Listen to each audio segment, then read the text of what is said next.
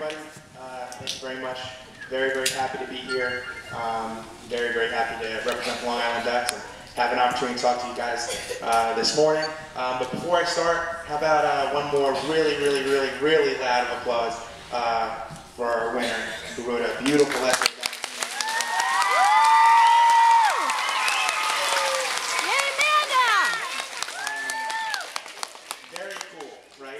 Very cool. Anyone has the opportunity, whether it's a young student like you guys or someone like myself, to talk about the importance of community, right? How many of you guys and girls, parents and teachers here, love their town, love their community? Raise your hand. Right? Very cool. Right? You gotta love where you're from, right? You gotta love the people you go to school with every day. You gotta love your teachers. I think today is extra special for me to be here to talk about community because, believe it or not, if those of you guys don't know, I have a special little tie to this area, which I'll tell you about a little bit later. But first, I guess I'll tell you a little bit about myself, talk a little bit about dreams and school and homework and exactly how I ended up right here hanging out with Amanda talking about community. Okay? I'll start with this. First of all, when I ask the question, I'm asking everyone, including the teachers and the parents. So feel free to raise your hand when I ask. How many of you boys or girls in here have dreams? How many of you guys have dreams? Yes, dreams? Okay, you have a dream? What's your dream? Ooh, okay. I just asked Amanda what her dream was, and her dream was, or is, I'm sorry, her dream is to become an artist. Well, let me tell you a little bit about my dream. As you can tell, I'm wearing a Long Island Ducks jersey, and when I was your age, when I was little and I was in elementary school, I would run around my house and tell my mom and dad and everyone in my family who would listen that I wanted to be a professional baseball player. I wanted to grow up and play in these really, really, really big stadiums in front of all these people and get paid to play and have people collect my baseball cards. How many of you guys think that's really cool? Yeah? Anyone in here want to be a baseball player or softball player when they grow up? Yeah? Okay. Well, I used to tell my mom and dad that I wanted to be a professional baseball player and that was my dream. Well, my mom and dad always told me that my dream could come true. I could do anything that I wanted to do if I followed certain rules. How many of you guys have heard this from your mom or dad or your teachers? Do your homework, stay out of trouble, eat your vegetables. Anyone ever get that? Anyone ever hear that before? Right? Okay, now, hold on. Be honest, because I'll be honest with you now. How many of you guys really, really, really, really like to do your homework? Be honest. Okay, that's fair. Not everyone's raising their hand. Well, let me tell you something. When I was younger, I didn't necessarily like to do my homework all the time. I wanted to hang out with my mom and dad and my friends and have fun. But my mom and dad always taught me, you had to do well in school. You had to pay attention. You had to learn. Because even if one day something good happened and I achieved my dream of playing baseball, you can't play baseball forever, right? But you can learn forever. You can keep getting smarter every single day. And for some reason, I actually listened to my mom and dad. I did my homework, I tried my best to stay out of trouble, and I ate my vegetables. And here's where my story starts. I grew up in New Jersey, down the shore. I grew up on the beach, and I played a ton of baseball. And I listened to my mom and dad. I stayed out of trouble. I did my homework, and I was very fortunate enough to do well in high school, and I got a college scholarship where I played my college baseball at Seton Hall University, one of the best Northeast baseball programs in our country. Very, very lucky. So I got a great college education. How many of you guys here one day want to go to college? Everyone should raise their hand, right? Very cool. Okay? So I went to Seton Hall University. I played baseball there for 4 years. And I went there, and here's where the story gets good. So when I go to college, my dream was to play professional baseball after college. Well, I had people telling me, you're not going to be able to do it, Ray. You're too little. You're not big enough. You're not fast enough. There's no way a professional baseball team would ever sign you. How many of you guys think that I listened to those people that said no? Anyone here think I listened to them? Nope. Right? My mom and dad always told me, never listen to the people who tell you that you can't do something. because you can if you work hard at it. And I kept working hard at baseball. I stayed focused. And when I was done playing, after my senior year of college, the Pittsburgh Pirates called me. The Pittsburgh Pirates, Major League Baseball team in the same league as the New York Mets. And off I go. I signed my professional contract. I achieved one of my dreams. They're starting to make baseball cards of me. Life is awesome, right? So I go off and I play pro ball, and all of a sudden I start hearing more people tell me, you can't get to the next level. You're not big enough. You're not strong enough. And I kept moving up, and I kept moving up. Because I always remember when I was a little kid, my mom and dad said, if you do your homework, you stay out of trouble and eat your vegetables, good things are going to happen. And I kept moving up, and I kept moving up. And here I am. This will be my 14th season as a professional baseball player. So for you younger kids who don't know what that means that my job, right, how I get to make a little bit of money and pay my bills, I get paid to play a sport that I love. How cool is that?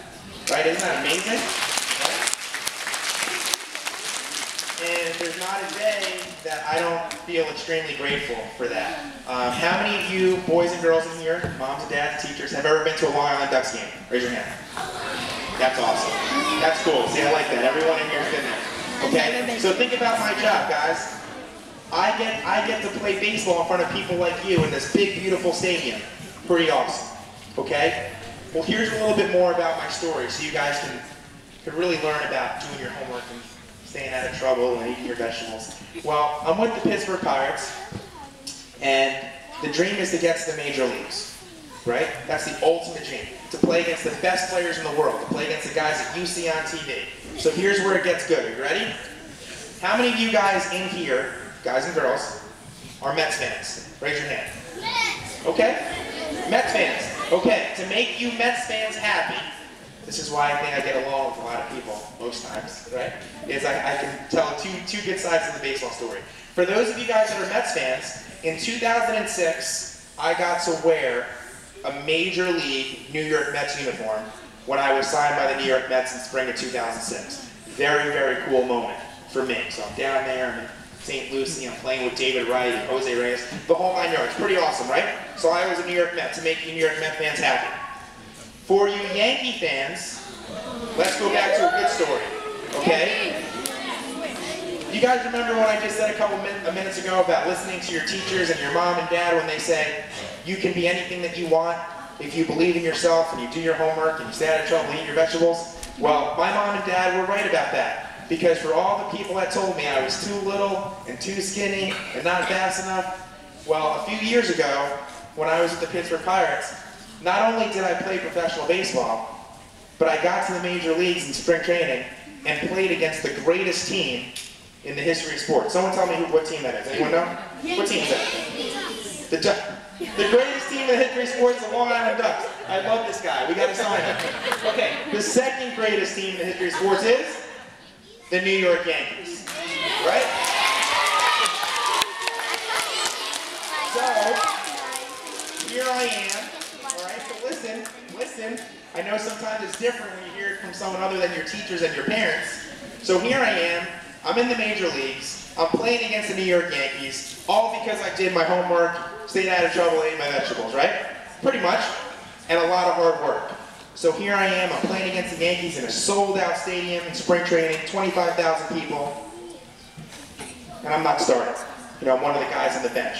So I'm thinking, this is great, I'm just happy to be here. I'm watching a game 5 feet away, and there's Derek Jeter, and there's Bernie Williams, and there's Jorge Posada. And this is crazy, right? This is amazing that I'm just here. And then all of a sudden, in the 7th inning, my manager says, Navarette, you're going in to play third base. How many of you guys and girls would be nervous to play against the Yankees? Well, I was a little nervous. So I go out to third base, and 3 outs come and go, and the ground ball's not hit to me, thank goodness, because I was probably so nervous.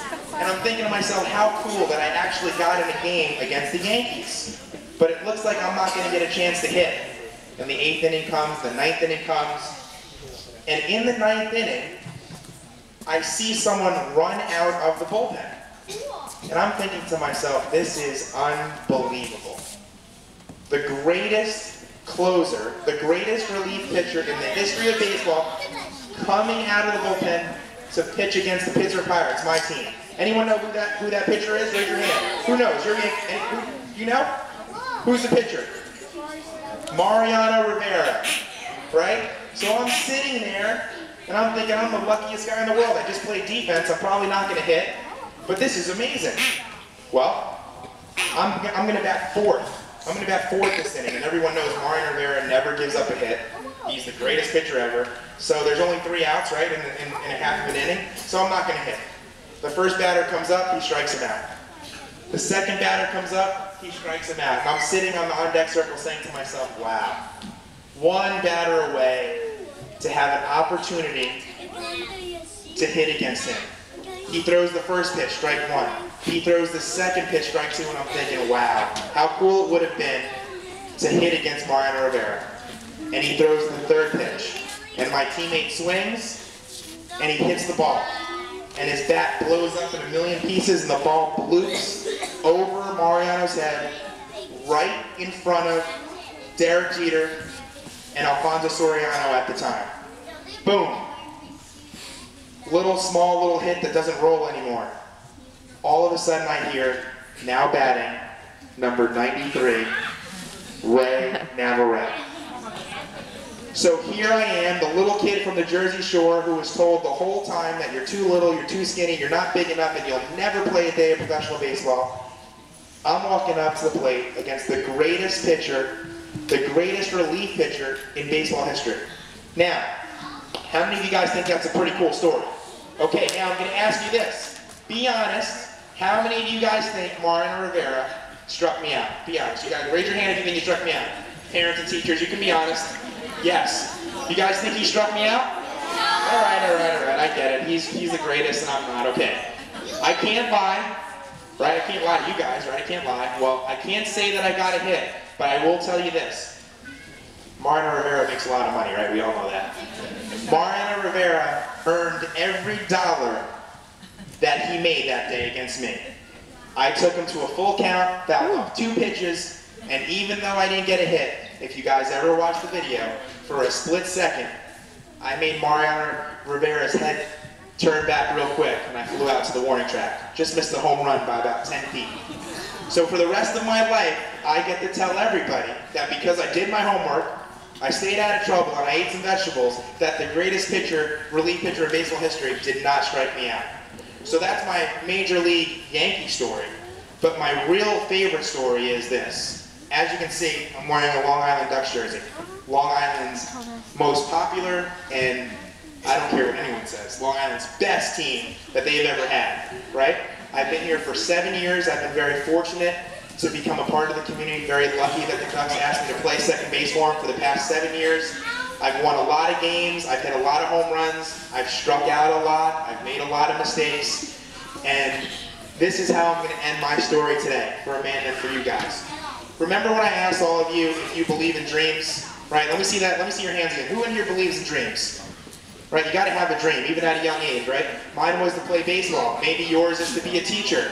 Maybe yours is to be a doctor. Maybe even the president one day. But you got to have a dream, right?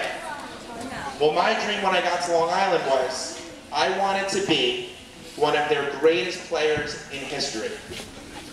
And this is what was going right. I was working hard, I was getting a lot of hits, I was hitting a lot of home runs, I was making some really cool plays, and for some crazy reason the fans really started to like me. But there was one thing that was missing. One thing every year that for some reason I could not get.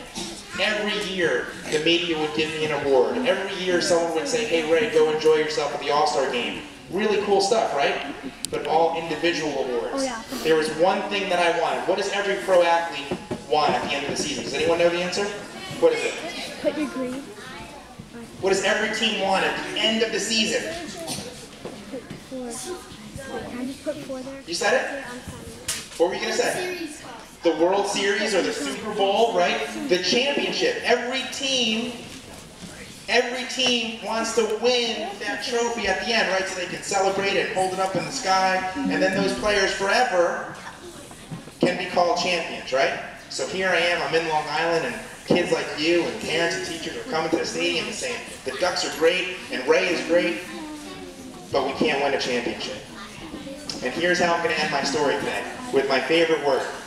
My favorite word is the word believe. My parents taught me that when I was really young. You got to believe in yourself, you got to believe in your family, right? You got to believe in your dream. Well, my dream was to win this championship. This was my missing piece. And in 2011, last season, not this past season, we were the greatest team I think this league ever saw. And we got to the championship. And I'm already picturing in my head how the champagne is going to taste when my teammates are spraying it on me. And guess what happened? We lost.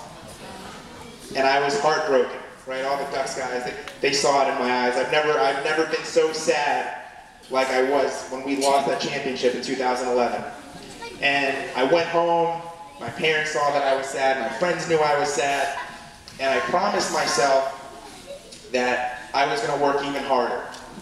And I was going to become an even better player. And I was going to do whatever I could to make sure that a year from that moment, that would never happen again. And that Long Island would finally get a championship. Well, the season started, and it started off amazing. And the first half came, and we were amazing. And then just like school and real life, sometimes you have your hard days and your hard weeks, and we had a tough second half. But somewhere along the line, our team, the Long Island Ducks, never stopped believing that we could win it all. Well, we got to the playoffs, and we got to Game 5 of the first round, and we were losing in the 8th inning, and somehow something magical happened, and we won. And we got to the championship against maybe the newest greatest team of all time. These guys were amazing. We should never have even won one game. Well, because I did my homework, I stayed out of trouble, and I ate some vegetables, I stand before you in Long Island as your best and most popular team in Long Island. We are the 2012 Atlantic League champions. And it was the greatest moment of my life. And to put in perspective, I played for the New York Mets, I played against the New York Yankees, I hit against the greatest relief pitcher in history, but to win a championship in Long Island, to be part of this community, to get to know people and their families, and to get to know the fans and know that they're cheering for me and my teammates, and to finally win meant everything to me. So I want you guys to just remember one thing that I talked to you today about. You have to have a dream, and not just the kids in the room, the parents too. You got to have a dream, the teachers have to have a dream, and if you do, you have to believe in it. And even when you have a bad day, you have to keep believing. And if you do, I promise you, whether you're in 2nd grade or you're in high school or you're in professional baseball like me, if you keep believing and you keep working and you stay focused, it will come true. So, I invite all of you this year, ask your mom and dad when you go home today, Mom and Dad, I gotta see Ray play this year, right? Because I can't promise anything, but I'm going to do my very best to make sure that that championship trophy does not leave Long Island, because that was the coolest experience I've ever seen. So make sure you come out to a Ducks game this year. Make sure you come looking for me, number 16, Ray Navarette, and cheer us on, because it's going to be a great, great, great season. All right, guys? Now, before I end my little talk, I do want to ask you guys a quick question. I like to teach a little academics here before it ends. I wear number 16. I want somebody in here to take a guess and think about why I wear number 16. I'll give Amanda the first shot after I give my little hint. I wear number 16. I really did love school. I'm still very much into some social things. I love learning. My favorite subject in school was history. So listen to the hints. I wear number 16. I love social studies.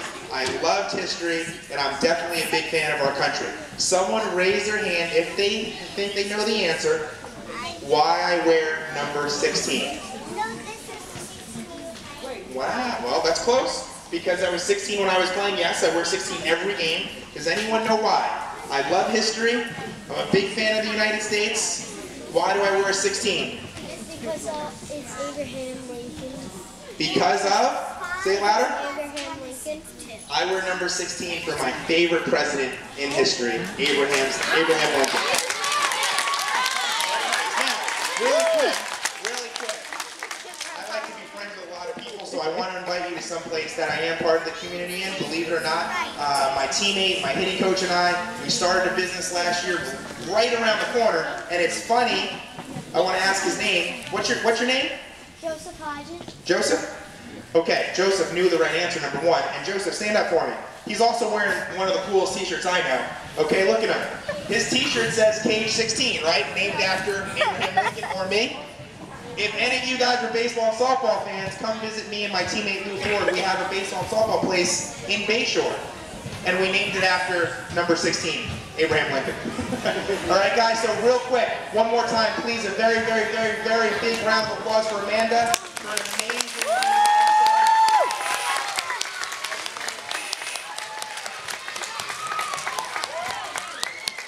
thank you so much for having me. We really appreciate it. Best of luck this school year. Do your homework. Stay out of trouble.